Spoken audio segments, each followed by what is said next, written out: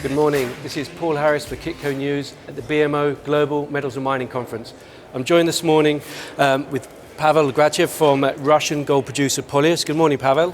Hi. Polyus is one of the largest gold producers in the world, and I believe you're looking at producing about 2.8 million ounces of gold this year, but you're perhaps not one of the more familiar names for our audience. So can you sort of tell us a little bit about the company and also about the reception you're getting here at the BMO conference? Yeah, hi, thank you for having me. Polyus indeed is one of the biggest, technically number 4 in terms of production globally, and probably the biggest and one of the biggest in terms of reserve base. However, we increased our production just recently over the past 3 years from 1.6 to 2.85 million ounces over the past 3 years. And the understanding of the company and of the assets comes along with the track record we are demonstrating to the market. So today we definitely see more understanding and more interest from the investors compared to 3 or 4 years ago. Okay, and one of the recent earnings season has shown a lot of gold producers starting to pay dividends or increasing their dividend. But you've got one of the best dividend yields and highest dividends in the whole gold sector. What is the reason that the company's got such an aggressive returns to shareholder policy? Well, short answer, because we can.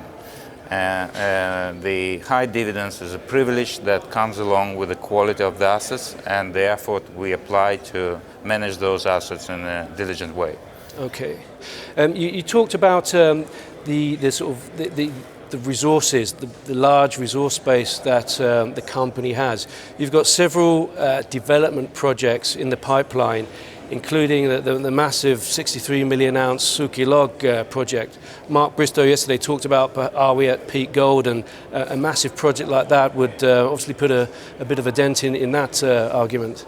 Sure, Sukhoi Log is the biggest greenfield staying out there that we are yet start to develop, and what matters is not just the size of this asset that, as you mentioned, is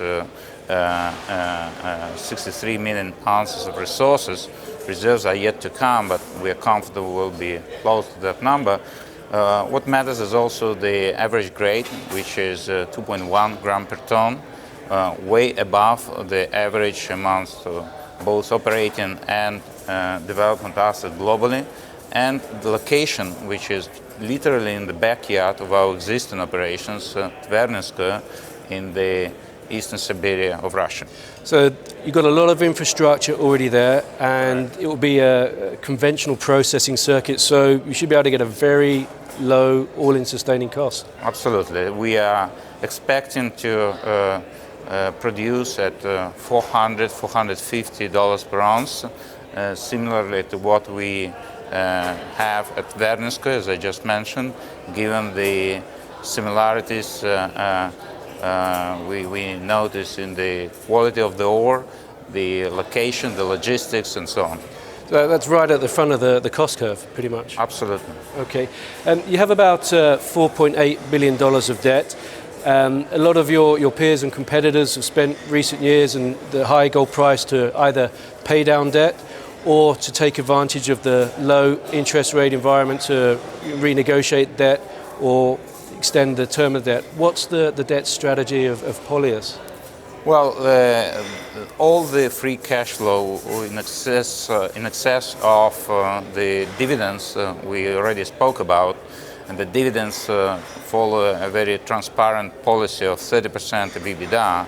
Whatever comes on top of this numbers should be used to reduce the debt, the net debt, by repaying the loans and the Eurobonds, and preparing the balance sheet for the spending we'll have to face starting from 2023 for construction of Sukhoi Log. Okay. There's been an increase in central bank buying around the world. Russia has been one of the main central bank buyers of gold. And as a Russian producer, are they one of your biggest clients? Well, technically, Russian central bank doesn't buy from the producers. We sell our gold to the commercial banks that act as agents and then resell gold either to the market or to the central bank. The amount of gold Russian central bank used to buy up until 2019 was in the range of 75%, so prevailing part of the Russian output. It went down to approximately 50% last year, along with the price increase, and we expect it to remain strong going forward. Okay, you've got a lot of projects on your plate at the moment, so what are the main goals for this year? This year and the coming years, up until Sukhoi Log kicks in, will be a period of maintaining the achieved positions with a possible slight increase in production output. We aim to continue producing from 2.8 to 3 million tons ounces of gold, maintaining the achieved cash cost of $400 to $450 per ounce, and maintaining the current level of capital spending in a range of $600 $700 per year. Okay, and finally, you're listed on the London Stock Exchange. We are both listed in Russia and in London. Okay, excellent. Well, thank you very much, Pavel. Thank you. And thank you for watching. Stay tuned for Kitco.com for more from the BMO Global Metals and Mining Conference.